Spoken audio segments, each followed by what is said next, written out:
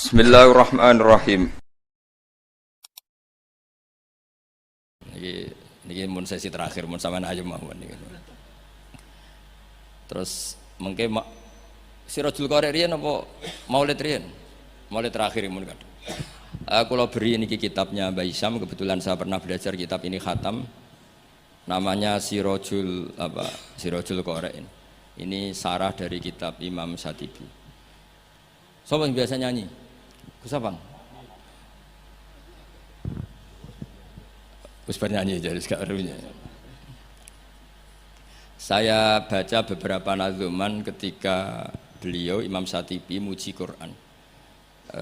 Kula waca mulai Bismillahirrahmanirrahim. Bada'tu bi bismillahi fin nazmi awwala tabaraka rahmanan rahiman wa mau ila wa sannaitu sallallahu rabbi ala ridha Muhammadinil muhdi ilan nasi mursala. Terus wa itratihi summa sahabati summa man talahum ala lisani bil khairi wabala. Terus ketika beliau muji Quran ngendikane wa ba'du fahablu wa fina kitabu fajahid bi khiblal ida mutahabbila.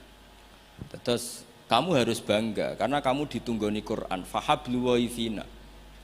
Artinya jadi orang Islam itu harus bangga, harus senang karena kita dipandu, diayomi oleh hablu wa fahablu wa fina. Fajahid bihi. Maka kalau kamu berjuang harus dengan logikanya Quran. Di sini disarai ketika ngendikan fajahid bihi wal murad bil habail adillatul qur'ani allaihatu wa hujajuhu alwadihatu. Jadi yang dimaksud dengan tali Allah adalah logika yang dibangun oleh Quran. Saya sedikit cerita tentang logika yang dibangun. Misalnya begini, dulu itu ada orang Arab yang sangat cerdas. Beliau sering jadi delegasi ketika pembebasan tawanan. Orang sampai disuruh pembebasan tawanan itu artinya orang yang biasa ahli negosiator top. Ketika perang Badar itu kan Nabi menang, sehingga orang-orang tokoh kafir banyak yang ditawan Nabi, disebut Asra Badrin. Yang diutus itu namanya Muhammad bin Mut'im, Jubair bin Muhammad bin Mut'im. Itu diutus, dia kafir betul. Delalah pas diutus itu, kan Nabi dulu udah ada hotel zaman itu, jadi ya orang-orang musyrik ya ora usah mbok perdebatno, yang nginepnya di masjid. Tapi aja terus mbok dadi hukum saiki wong musyrik oleh nginep. Dulu itu ya memang kondisinya seperti itu. Itu delalah Nabi pas sholat maghrib baca surat Wattur wa kitabim mastur fi raqqim mansur wal baitil ma'mur wasaqfil marfu. Itu dia tertarik dengan kalamnya Quran. Makanya kalau sampai tidak bisa tafsir itu harusnya susah sesusah-susahnya. Karena orang kafir saja paham, masa kita santri tidak paham? Loh, Sayyidina Umar itu masuk Islam gara-gara dengar apa? Quran. Menjadi muslim karena paham atau karena tidak paham? Hadal kafir aslama bi barokati sema'il Quran. Ya ora krana wong Arab iki, padune ngeles ini. Nah, setelah dibaca Wattur wa kitabim mastur fi raqqim mansur wal baitil ma'mur. Dia itu orang yang sangat cerdas. Ketika Allah mulai berargumen, di antara kalimatnya kira-kira gini, kata Allah, saya tidak Tuhan tidak apa-apa, yang Tuhan kamu tidak apa-apa, yang Tuhan kalian tidak apa-apa, kata Allah. Tapi jadi Tuhan itu ada prosedurnya, ada syaratnya. Jadi presiden ya harus menang pemilu, jadi bupati harus menang pil. Mbok ya kalau jadi Tuhan ya syaratnya menciptakan langit dan bumi. Oke, kamu Tuhan tidak apa-apa, kata Allah, tapi harus ada aturan mainnya. Kalau ngaku cucu Mbah Isyam ya harus salim lah kayak gitu. Ada aturannya. Ojo mau dihormati tok gratisan, harus ada aturannya. Nah, untuk jadi Tuhan itu ada aturannya. Lho kula nirakno dawuhe Mbah Zubair, mun kowe anakku kudu alim, Mbah mun dawuh Gus Najih gitu, kowe anakku kudu alim. Sehingga aturan mainnya jelas. Mboten nyinggung niki aturan. Enggak apa-apa kata Allah, saya ada Tuhan, yang Tuhan kamu. Tapi penuhilah aturan jadi Tuhan. Apa itu? Ya am khuliqu min ghairi syai'in. Kalau kamu jadi Tuhan harus kamu menjadi makhluk pertama atau orang pertama. Tidak ada yang mendahului kamu. Ini disebut am khuliqu min ghairi syai'in. Jadi kamu wujud tanpa ada bapak, tanpa ada ibu, tanpa di bumi. Seperti Isa ya tanpa bapak, tapi dia lahir di bumi. Isa dengan bumi dulu mana? Kok enak gak ikut ciptakan, ikut jadi Tuhan. Amhumul khaliqun. Ya setidaknya Tuhan itu pencipta lah. Terus ditanya terus diteror terus am khalaqus samawati wal ard. Apa kamu menciptakan langit dan bumi? Wah terus sampai akhirnya dia tidak kuat. Nabi ketika baca itu setelah sholat maghrib dia nangis. Ya Muhammad katanya, habis akal saya, otak saya habis, tidak bisa menandingi apa yang turun ke kamu. Saya masuk Islam. Ya, itu namanya hujat. Orang itu nggak bisa bergeming.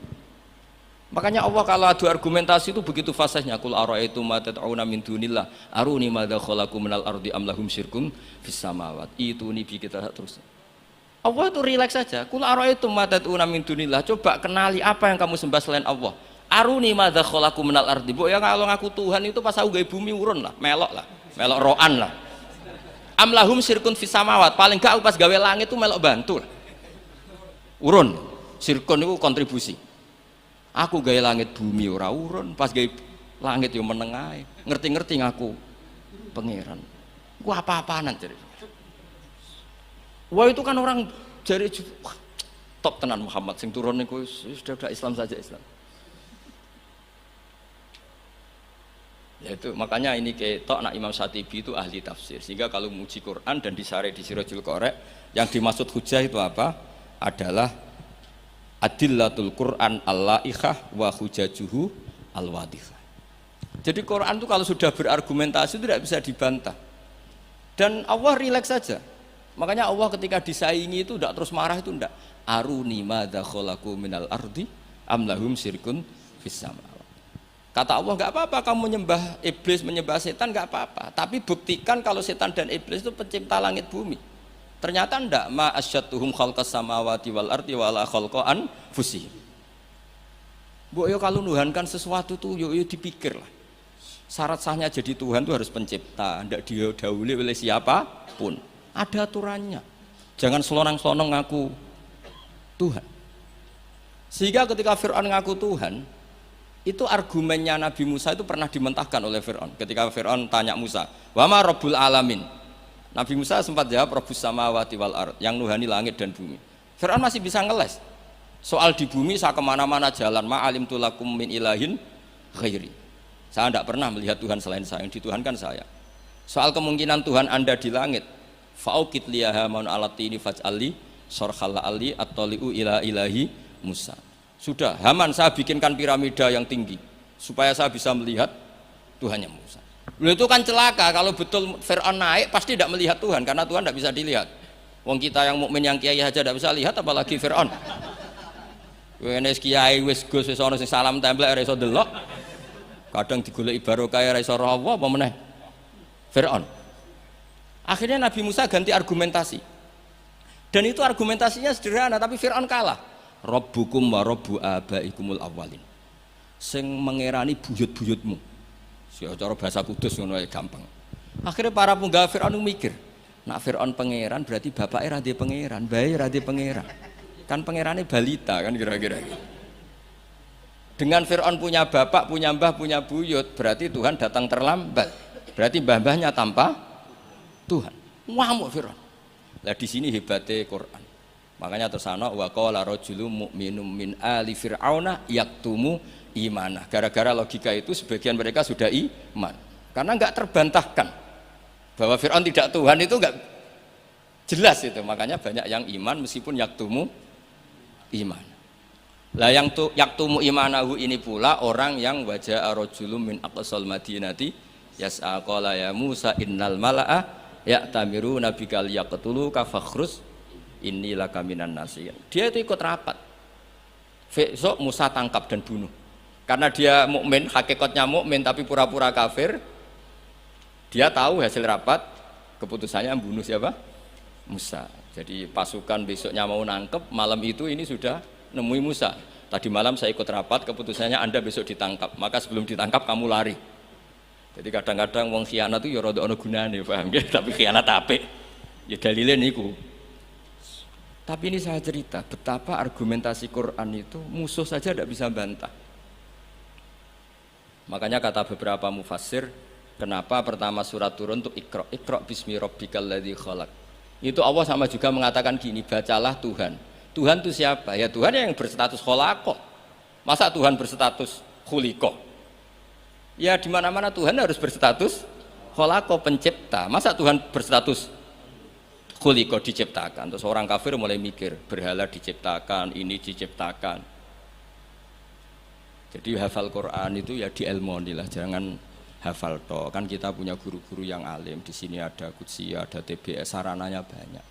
Dulu ketika Mbak Arwani ada Batu Rehan, selalu di Kudus itu ada orang alim, ada orang hafid. Dan yang hafid-hafid dulu juga orang-orang alim, kata Mbak Arwani, Mbak Saroni, Stanton, Mbak Hisam, semuanya punya tulisan-tulisan. Jadi saya mohon sampean jangan berdalih karena fokus Quran kalau ora iso ngaji. Mbok maksudnya ku nak nyuwun ojo aja-aja, ora usah diterusno lah Gus. Karena eman itu, logika Quran yang seperti itu tuh eman. Quran itu misalnya klaim-klaiman kitab suci, Quran itu fair. Itu nih kita bimbing qabli hada au atharatin min ilm.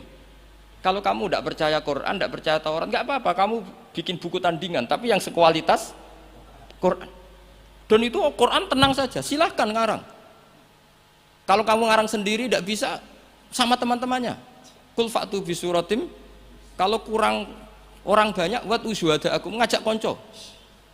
Wakhirnya tenan, ada kompetisi, siapa yang bisa ngarang nandingi Quran. Itu orang Quraisy nyerah semua, akhirnya ada orang agak sableng gitu, bilang mampu. Namanya Musailamah, nama? Bagi gini macamnya Musailimah, kalau ngaji bolak-balik orang semua Musailamah, orang macam Musailimah, gara-gara roh akten nih, jadi rata-rata itu macamnya apa? Musailamah atau Musailimah? Trennya apa? Musailamah. Itu akhirnya ngarang ketika dengar wadzariyati dzarwa fal hamilati wikra fal jariyati isra fal muqassimati amro, karena dengar itu kan pikirannya sama-sama diakhiri ta, terus pokoknya pikirannya gitu.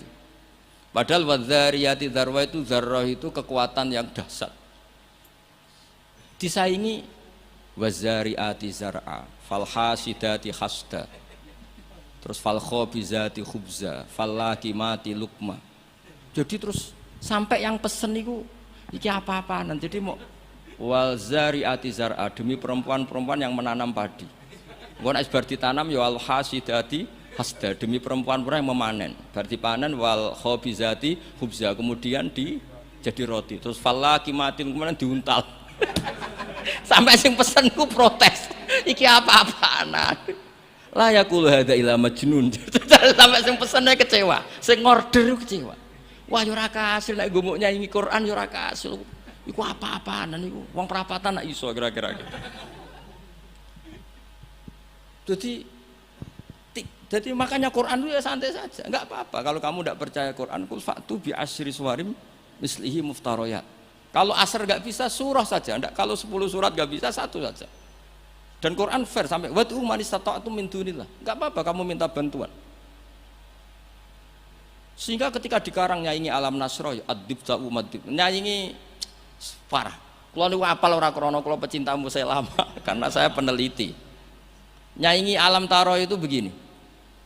Alfilu malfil wa ma adraka malfil lahu khurtumun tawil wa dhailuhu qasir. Kamu tahu apa itu gajah itu apa? Gajah itu hewan yang khurtumun tawil, punya apa? Belalai yang panjang, tapi lahu dhailun qasir, tapi apa itu ekornya pendek. Yang pesen saja kecewa. Lha iku cah cilik ya yo roh nak gajah. Kok ora mbok sifati pisan nak idek kowe matek. Bandingkan dengan Quran, alam taro kaifa fa'ala rabbuka, itu mengandung sejarah. Saya cerita sedikit tentang Ashabul Fil biar kamu tahu kualitas kalimat alam taro, kata alam taro. Abraha itu ahli ekonomi. Ketika ada kafilah besar-besaran datang ke haji, ditanya itu mau kemana? Mereka haji ke Ka'bah. Dia pikirannya berarti Ka'bah itu aset ekonomi karena bisa mendatangkan wisatawan. Mulane kena anggap Ka'bah itu aset ya rontok-rontok. Rengokno iki. Akhirnya dekne gawe saingan Ka'bah. Tenggene Kules ya teng Son'a lah.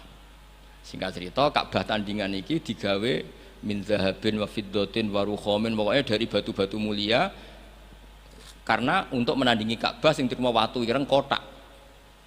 Sono wong Quraisy gak terima diisingi. Jadi kadang wong ngawur ya penting. Disingi mergo Baitullah sing suci disaingi Ka'bah bal-abal. Dadi sekunane kuno wong apik dibajak, barang apik napa? Dibajak. Mane kan nek dadi wong top dibajak wis kudu rada rido sithik-sithik pancene wis ngono. Sunahe ngono, sekunane kuno. Wareng disingi gak trima terus dia bersumpah akan merobohkan Ka'bah. Niki terakhir mun sampeyan ora usah kuwatir. Niki kan pun jam 10. Niki tesih wonten waktu 10 menit. Setelah itu terus minta fil terbesar dikirimi sama Raja Najasyi, dikirimi gajah, walhasil masuk. Ketika mau masuk di Muhassir, ada yang baca Muhassar, itu Abra ini fil ini nggak mau masuk. Ketika diarahkan ke Ka'bah itu barokah itu jerum, kalau dialihkan dari Ka'bah dia lari. Singkat cerita dia mengumumkan bahwa dia datang tidak untuk perang tapi untuk apa? Merobohkan apa? Ka'bah. Tapi mulai dulu di mana-mana invasi itu pasti harus dapat uang, dapat jarahan. Nah yang dijarah itu diantaranya untanya Abdul Muttalib. Ini rungokno. Engkau terus ketok kualitas alam ta'ara dibanding alfilu malfil wa ma'adruka malfil.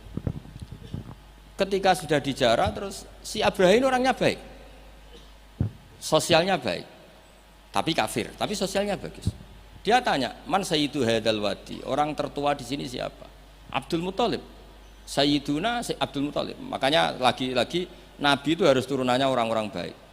Muhammad bin Abdullah bin Muttalib itu selain orang baik itu sudah orang tokoh. Nah, ontanya Abdul Muttalib jumlahnya 100 itu diantara yang disita, yang dijadikan ghanimah oleh Abraha, selain onta-onta yang lain. Setelah Abdul Muttalib datang di perkemahan siapa? Abraha. Itu wibawanya Abdul Muttalib itu menjadikan Abraha nggak berani karena Abdul Muttalib membawa Nur Muhammad Shallallahu Alaihi. Itu Abraha bilang gini, spontan ketika melihat wajahnya Abdul Muttalib, ganteng Abdul Muttalib dan wibawa. Anta sayyidu hadal wadi, naam, anak Abdul Muttalib sayyidu hadal wadi. Saya ketua di sini di lembah ini. Saya sebenarnya ingin kau duduk samping saya, tapi umat saya pasti tidak terima karena ini kursi kerajaan, yang boleh duduk hanya saya. Tapi saya nggak berani duduk di atas kamu. Saking wibanya Sayyid Abdul Muttalib. Akhirnya sama-sama duduk di bawah. Sudah hormat sedemikian rupa Abraha sama Abdul Muttalib. Saking wibanya Abdul Muttalib. Makanya syaratnya kiai ya kudu ana wibawane lah ben piye sawangane. Karena saulqi fi qulubil ladzina kafarur.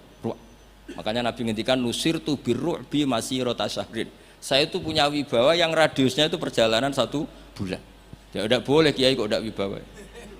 Para wibawa ya jaim lah, jaga imet lah setidaknya supaya kelihatan wibawa. Tapi Abraha begitu kaget ketika ditanya Abdul Muttalib, apa hubungan kamu dengan Ka'bah, dengan Baitullah? Kata Abdul Muttalib, lucu jawabannya, nggak ada hubungan apa-apa. Sementing ontaku kembalikan. Kagetnya minta ampun Abraham.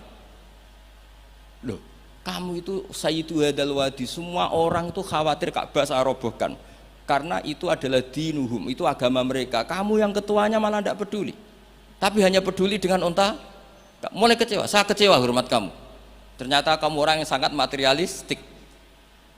Tapi apa kata Abdul Muttalib?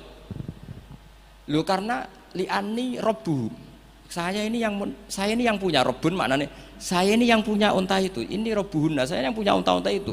Wali anna lihadal baiti robban hamahu, Baitullah itu ada yang punya, itu udah urusan saya. Dia punya robban hamahu, punya yang punya dan akan melindungi yang punya, itu tidak kewajiban saya, kewajibannya yang punya. Menjadi Baitullah, orang Baitu Abdul Muttalib. Akhirnya Abraha, iki ngawur tapi kok pinter kira-kira gitu. Sudah, silakan kalau mau rusak silakan, kamu akan berurusan dengan yang punya.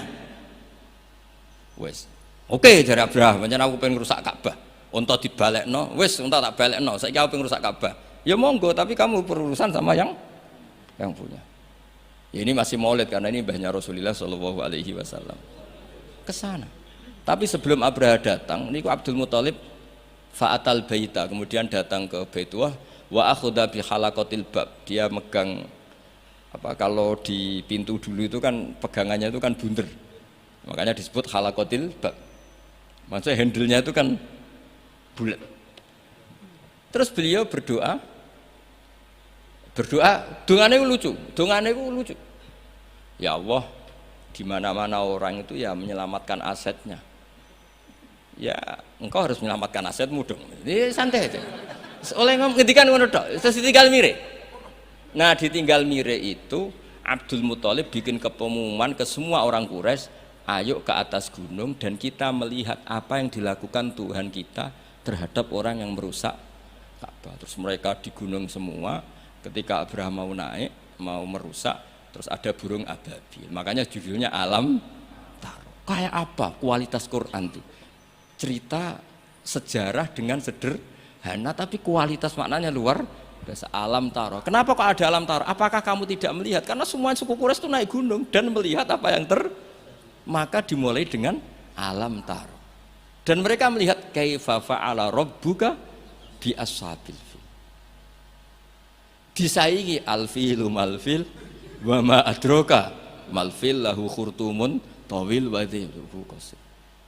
Jadi sehingga Alam Taro ini kualitasnya luar biasa memang, karena mereka berkata ayo kita lihat apa yang akan dilakukan Tuhan terhadap orang yang mau merusak Ka'bah. Makanya disebut Alam Taro kaifa fa'ala rabbuka bi ashabil. Jadi kualitas Quran itu luar biasa. Nah, sehingga terus kita ini harus tahu bahwa mukjizat Nabi tertinggi itu apa? Quran. Makanya Burdah itu kalau muji Quran itu luar biasa. Ayatu hakirim narrahmani muhdatsatun qadimatun sifatul musifil kitab, terus sampai sak terusé. Wa hakamatun fama yubtina min subain sak terusé. Di antara sifat yang diutarakan Burdah apa? Kalau berdebat itu tidak pernah kalah. Ya tadi Quran itu kalau berdebat itu tidak pernah kalah kayak tadi. Ketika Musa mensifati Tuhan dengan status Tuhan langit dan bumi, Fir'aun itu masih ngeles. Jadi ketika dikatakan yang nuhani nenek moyangmu, mafhumnya apa? Fir'aun tidak Tuhan karena punya nenek moyang. Kalau Fir'aun Tuhan berarti nenek moyangnya tanpa Tuhan.